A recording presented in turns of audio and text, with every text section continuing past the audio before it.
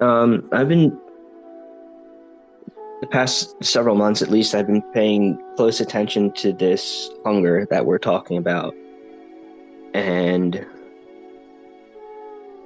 paying attention to all the nuances of it. Um, and seeing how, yes, it does feel there is a sense of um, me, look at me, specialness, and sense of like I am the center of the world, or their sense of importance. And and it also involves this violence, this ferocity, this desire, but also this like anger and it's just, if you think of the most like violent person in the world, that is seemingly a reflection of something that lives inside everyone.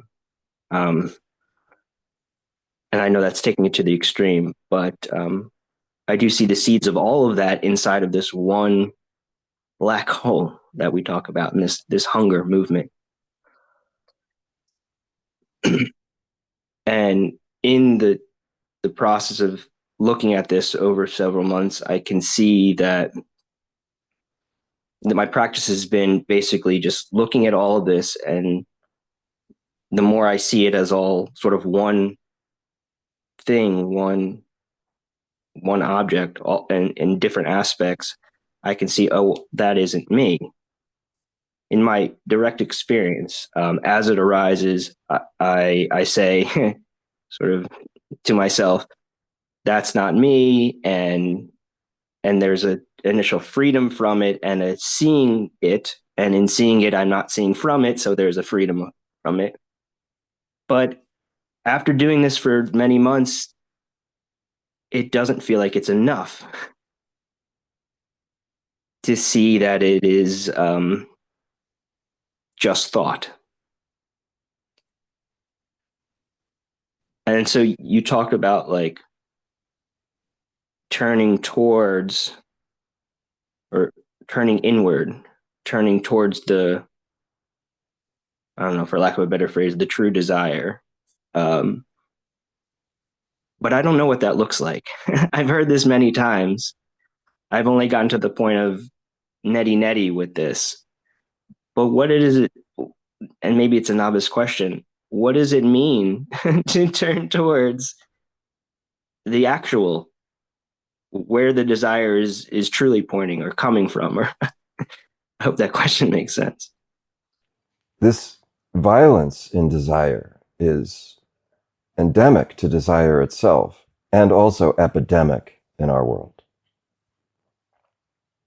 And we also, each of us, is guilty in our own way.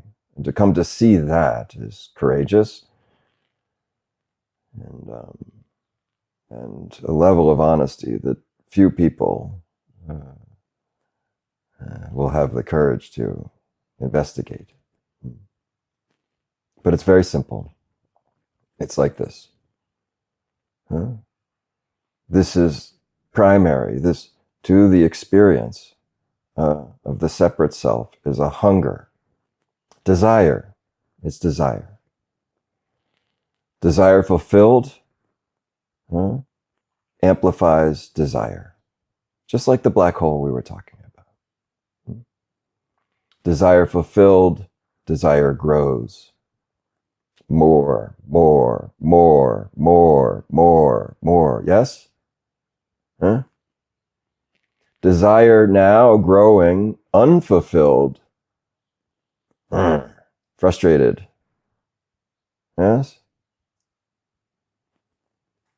Frustration is anger. Huh? All violence comes from anger. Anger itself is a violence of sorts, isn't it? Subtly. Manifest, actually, in the unseen. And must grow there. Must grow there in order to actually manifest into the seen.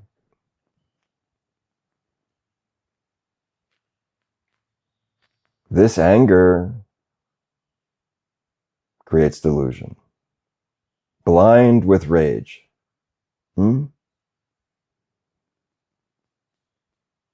Your Honor, I don't have any recollection. I don't know what I was doing. Anger can so take people over that they're completely without any recollection. Well, this is all anger is taken over. And so anger is the cause of the great forgetting. And once there's forgetting, unable to see the patterns, you're lost, hopeless. So desire is hopelessness. And not far out from the beginning, the first desire, one is quickly rendered hopeless, helpless. And then the more one continues to try and feed these desires. Well, this is at the heart of all of these kinds of desires. It's just, there's nothing to feel guilty about or ashamed about. This is how it is. This is how it is.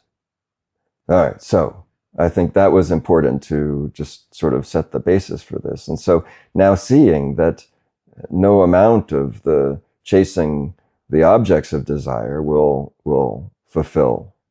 It only serves to cause more anger, more confusion. Yeah.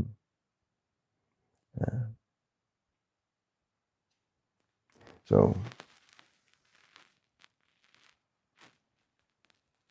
how do I turn to? How do I turn in? How do I turn to God? What is that? Yes?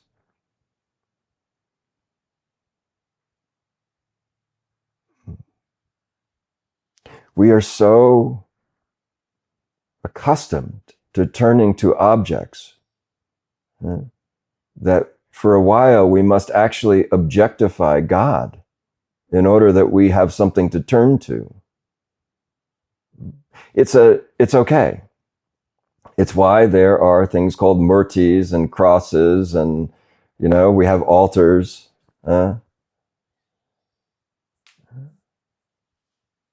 Why great avatars have bodies.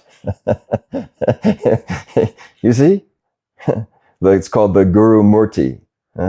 Why an avatar has a body is so that we have something to turn our attention to. So we objectify God. It's okay. We give names to God. We objectify God. We make all the same mistakes about God that we made about the world. But now at least we've turned. But truly, you will know God when you know what is not me and mine. And not until then. So it isn't really a turning toward, although it is for a while. It is a surrendering the last sense of propriety, of ownership, your last possession, your last judgment, the very last thread of the concept of me. When this you put on the altar, then you will know. And only then. You'll get so many glimpses, thank God, along the way to keep us going, It's so generous. But in the end, there's nothing to turn toward or away from. But while we are still navigating objects as subjects, they're rungs of a ladder. And so use them. Avail yourself of this. But ultimately, there's no ladder, there's no climber. The people call God so many things, and they're all legitimate, every last one of them. Even when your God is your bank account, or your house, or your reputation. It's legitimate. It all is of God anyway. You'll see everything as that eventually, but But anyway, from where we look as subject and objectifying God, it won't satisfy. So you avail yourself of these things for a time. But ultimately, no matter what you call God, no matter what you think of as God, the